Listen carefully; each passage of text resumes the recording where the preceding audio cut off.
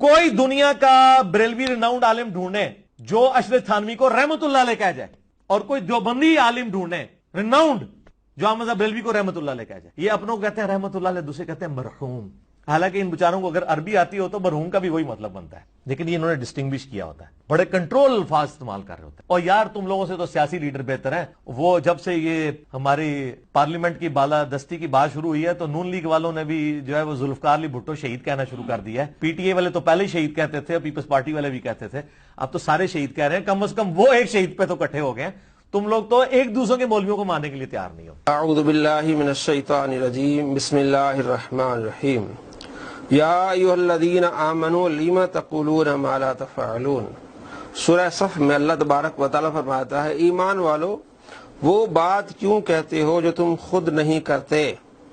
اب یہ کس طرح چڑھائی کر رہا ہے جناب علی، کوئی حق نواز جھنگوی کو شہید نہیں کہے گا بریلوی، اور امام احمد رضا کو کوئی دیوبندی رحمت اللہ علیہ نہیں کہے گا، اور مرحوم کہیں گے۔ ان کو اگر عربی کا پتہ ہوتا تو مرحوم کا بھی یہ معلوم ہوتا۔ ہمیں معلوم ہے جناب علی آپ کو عربی کتنی آتی ہے، آپ جو ہے وہ جال حق کو جاؤل حق پڑھتے ہیں، کتابوں کے نام صحیح نہیں لیتے، دوسروں کو تقریر اور دوسروں کو یہ جو کہہ رہا ہے جناب علی آپس میں لڑ رہے ہیں، یہ ایک دوسرے کو مرحوم نہیں کہتے، رحمت اللہ علیہ نہیں کہتے۔ مطلب یہ کہ اگر آپ کسی پر کیچڑ اچھا رہے ہیں اور آپ یہ کہہ رہے ہیں کہ جناب علی یہ ایک دوسرے کے علماء کو رحمت اللہ علیہ نہیں کہتے، تو کیا آپ کہتے ہیں؟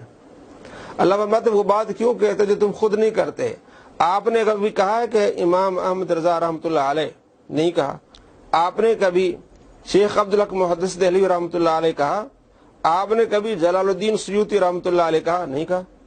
کہے گا نہیں جی میرا ان سے اختلاف ہے، عقیدے کا اختلاف ہے۔ بھائی جب آپ کا عقیدے کا اختلاف ہے تو علماء کا بھی آپس میں عقیدے کا اختلاف ہے۔ آپ جب یہ کہہ رہے ہیں کہ جناب علی آپس میں ایک دوسرے کو رحمت اللہ علیہ کہتے، آپ کب کہتے ہیں؟ بات تو یہ ہے نا، جب آپ کہتے ہو پھر آپ یہ بات کر سکتے ہیں، صرف عوام کو دھوکہ دینے کے لیے، کیچڑ اچھالنے کے لیے دوسروں پر۔ میں آپ کو دکھانے والا ہوں دوستو، یہ کہے گا امام احمد رضا صاحب رحمت اللہ علیہ نہیں کہے گا۔ دیکھیے امام احمد رضا بریلوی صاحب المتوفی 1340 ہجری نے کتاب لکھی ہے بیت و خلافت۔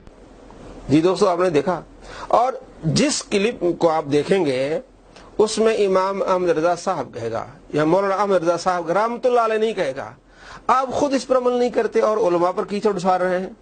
اور جب اس سے سوال ہوگا اولیاء کرام کے بارے میں، پھر کہے گا جنابی ایک بزرگ ہیں امام احمد رضا، ایک ہیں قاسم نانوتوی صاحب، تو یہ آپس میں لڑ رہے ہوتے ہیں، یہ کر رہے ہوتے ہیں، وہ کر رہے ہوتے ہیں، ہم اولیاء کو مانتے، بزرگوں کو مانتے، ہم پھر کہے گا ہم درمیانوں کو نہیں مانتے، ہم پرانوں کو مانتے ہیں۔ یعنی اتنی اس بندے کے اندر غلط بیانی ہے۔